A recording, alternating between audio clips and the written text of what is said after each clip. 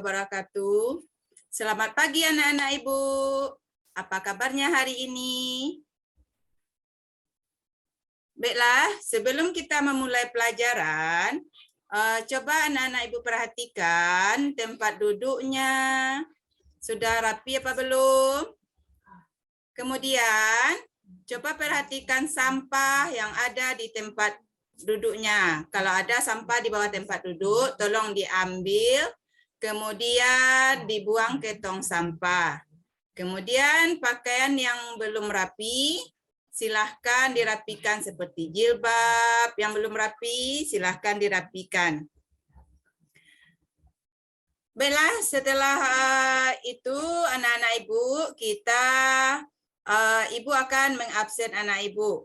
Siapa yang tidak hadir hari ini? Ya, hadir semuanya. Alhamdulillah. Berarti hari ini anak-anak Ibu tidak ada yang tidak hadir ya. Baiklah anak-anak Ibu, sekarang sebelum kita memulai pelajaran, marilah kita berdoa terlebih dahulu. Bismillahirrahmanirrahim. Rabbi zidni ilman warzuqni fahman. Oke anak-anak Ibu, setelah kita berdoa, kita seperti biasa pembiasaan terlebih dahulu. Pembiasaan kita pada hari ini yaitu membaca surat Al-Kautsar. Baiklah anak-anak Ibu, sekarang silahkan dibaca bersama-sama surat Al-Kautsar. Setelah membaca surat Al-Kautsar, marilah kita menyanyikan lagu Indonesia Raya. Semua anak-anak Ibu menyanyikan lagu Indonesia Raya.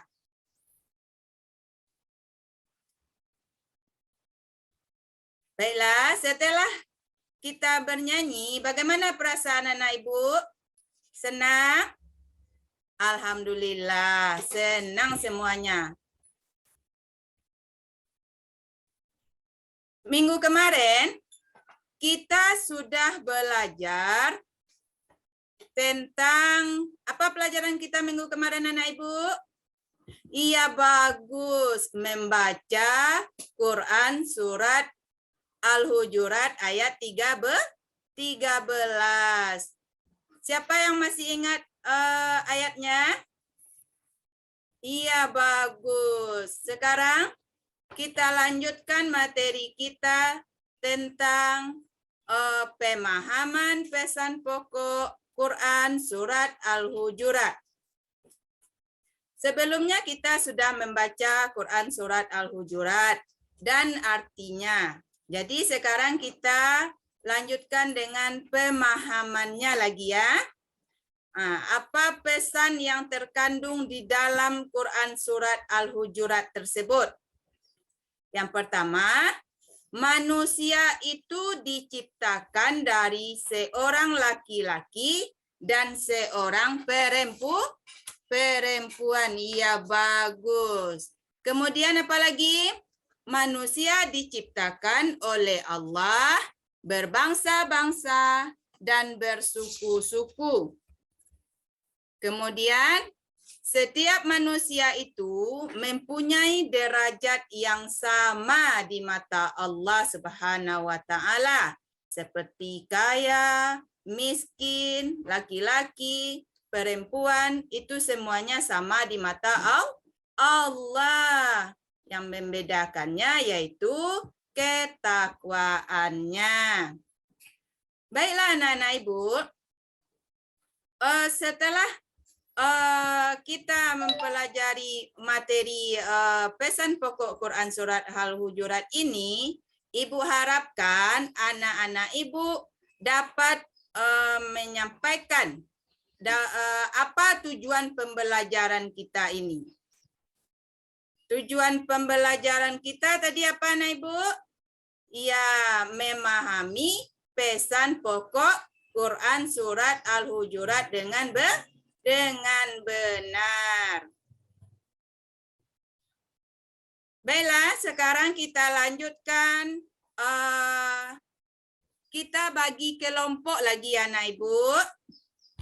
Ya, kita bagi kelompok. Kelompok kita sudah ada.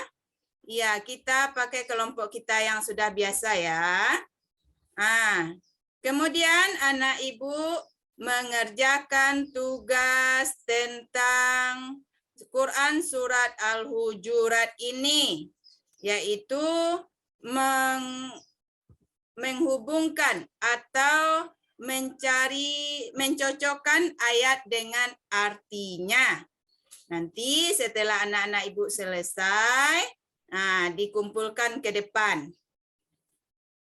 Kita baca nanti hasil kelompoknya ke depan satu-satu ya anak ibu. Ya, sudah selesai? Ya, kalau sudah selesai silakan dikumpulkan. Siapa yang bisa menampilkan kelompoknya ke depan?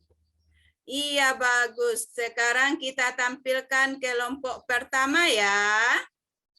Iya, kelompok pertama silakan tampil ke depan, membawa tugasnya, tugas kelompoknya tadi.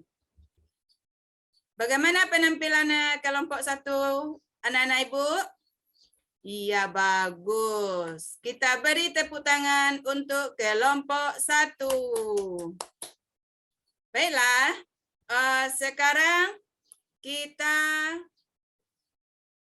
dapat menyimpulkan pelajaran kita pada pagi hari ini ya.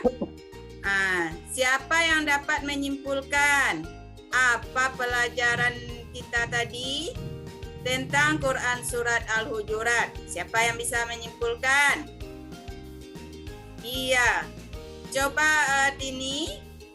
Iya, bagus Tini. Beri tepuk tangan untuk Tini. Nah, jadi kesimpulan kita pada pagi hari ini tentang pesan pokok Quran surat Al-Hujurat yang pertama yaitu manusia diciptakan dari seorang laki-laki dan seorang perempuan. Kemudian, apa lagi kesimpulannya? Yang kedua yaitu manusia diciptakan oleh Allah Subhanahu wa Ta'ala, berbangsa-bangsa dan bersuku-suku. Kemudian apa lagi? Iya, setiap manusia itu di mata Allah derajatnya sama, tidak ada yang membeda-bedakan. Yang membedakannya adalah ketakwaannya. Baiklah anak-anak ibu, dari materi yang sudah kita sampaikan, kita pelajari hari ini, nanti anak-anak ibu kerjakan tugas di rumah. Ya anak-anak ibu, nanti ada PR. PR-nya ada 5 buah ya, di halaman 15 di buku paketnya. Halaman 15 nanti dikerjakan di rumah. Minggu depan sebelum pembelajaran yang baru, tugasnya dikumpulkan terlebih dahulu. Oke anak-anak ibu, ada pertanyaan dari materi kita pada pagi hari ini? Iya, bagus. Semuanya anak-anak ibu sudah paham dengan materi kita hari ini.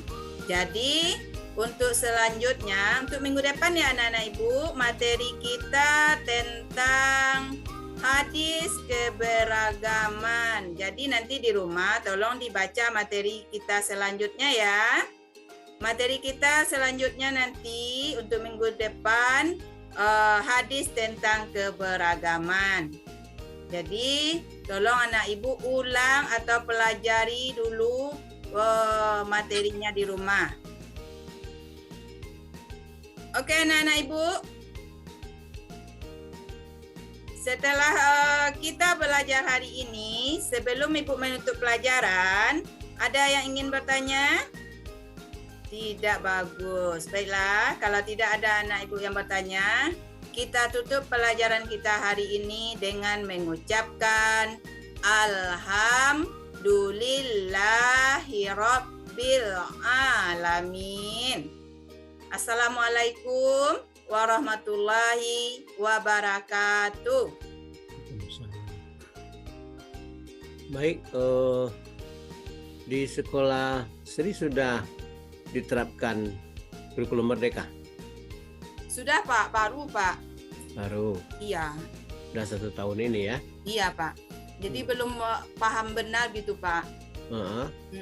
Guru-guru bidang studi lain gimana? Yang wali kelas? Iya sama juga Pak, masih nerawang gitu. Tapi semua guru sudah mendapatkan pelatihan atau workshop ya? Iya, pelatihan yang rutinnya tidak ada Pak. Baru kayak KKG gitu kami baru Pak. Ditampilkan di grup guru gitu. Yang pelatihan kayak yang besar itu belum kita. Belum ya? Iya Pak.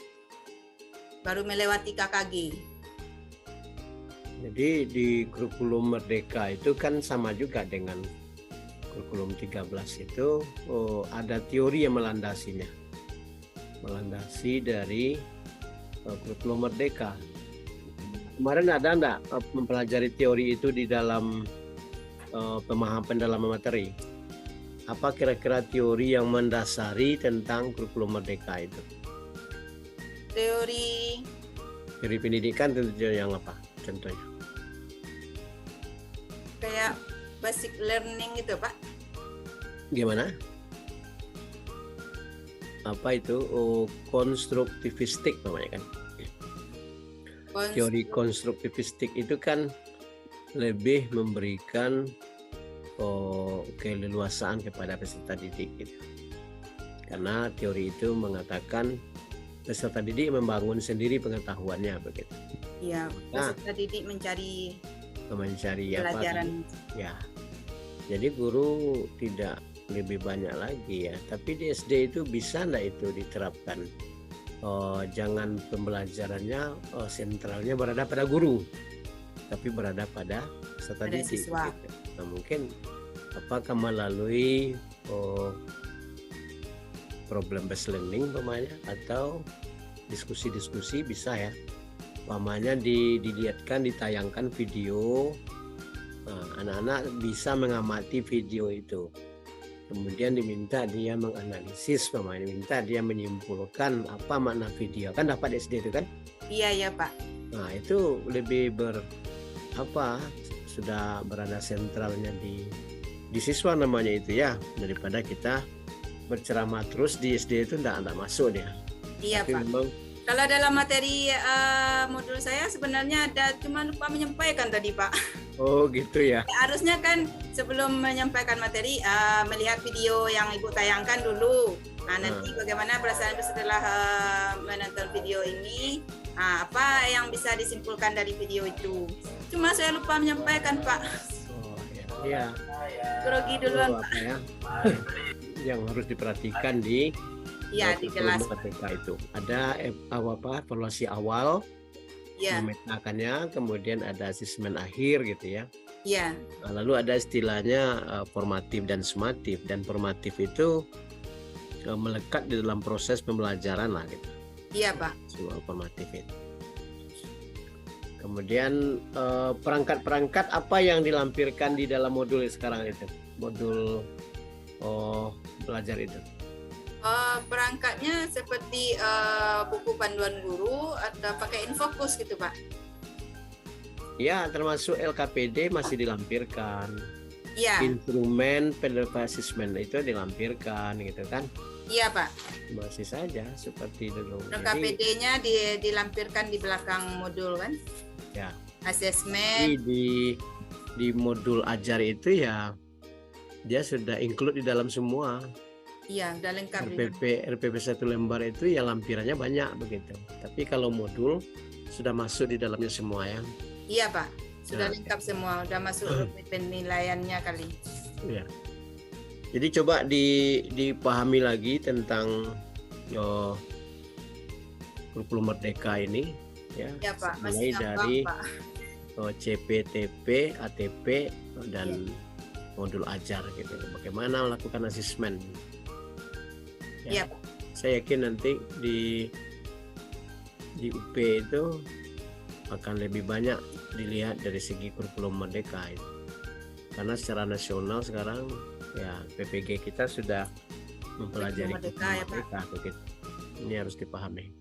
Ya nanti saya Kemudian pelajari ada dulu. P5 itu apa yang diterapkan di sekolah?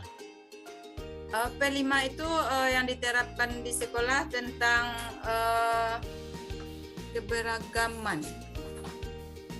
Kami kebanyakan itu tentang kayak memasak gitu Pak, atau mengolah bahan bekas gitu. Ya itu sudah termasuk itu P5 namanya itu. Iya. Mengolah bahan bekas itu namanya kan. Iya. Masak itu juga bisa, tapi Masak kan masuk, itu ya. setiap fase itu dia punya project gitu. Iya. Fase A itu apa proyeknya, fase B itu apa proyek, fase C apa proyeknya. Kita kan sampai fase C aja lah itu ya. SD itu kan A itu kelas 1 2, B 3 4, C 5 6 gitu. Iya Pak. Jadi dalam P5 itu seharusnya per fasenya ada kegiatan 2 sampai 3 itu ya 1 tahun gitu. 1 tahun ya Pak. Ya, kemudian Ada yang 2, kalau 2 boleh itu Pak. Boleh. Dalam 1 semester 1 diadakan P5-nya. Iya. Semester 2 1 semester 1 semester berikutnya ada 1 lagi dengan tema yang berbeda, Mama kan. Gitu. Iya. Karena aturan dari P5 itu ya 20 sampai 30% itu harus ada jam JP-nya P5 itu diambil dari jam wajib begitu. Iya. Hanya jam wajib 2 jam 1 minggu ya Pak ya. Ada 2 jam 1 minggu ya. Iya. Ya, memang begitu. Kemudian ada pelaporannya seperti apa melaporkan P5 itu. Sudah sampai ke pelaporan? Sudah Pak. Kan pelaporannya per siswa itu, ya kan? Ya. Namanya kalau kita angkat tadi kemandirian atau gotong royong, anak si A itu perkembangannya seperti apa? Namanya sudah mulai berkembang, Ya. berkembang sesuai dengan harapan, namanya kan? Atau sangat berkembang. Berarti kalau kita pilih tadi judulnya, temanya itu adalah berkolaborasi namanya, atau apa dalam nilai P5 itu bergotong royong. Ya, bergotong royong. Tapi anak sudah memiliki profil sangat senang bekerja sama, atau sudah nampak bekerja sama, atau bekerja sama sudah sesuai dengan harapan. Nah itu pelaporan akhir per siswa aja nanti itu proyek P5 itu begitu. Iya Pak. Oke, jadi saya kira persiapkan diri aja untuk P ya. Iya Pak. Sebetulnya ya, Pak. Kompre ini kalau kita uji ya sulit juga begitu. Tapi lebih banyak sarannya persiapkan diri untuk UP. Iya. Mohon bimbingannya Pak. Oke. Cukup ya Sri. Ya Pak, terima kasih Pak. Jadi Assalamualaikum warahmatullahi wabarakatuh. Salam.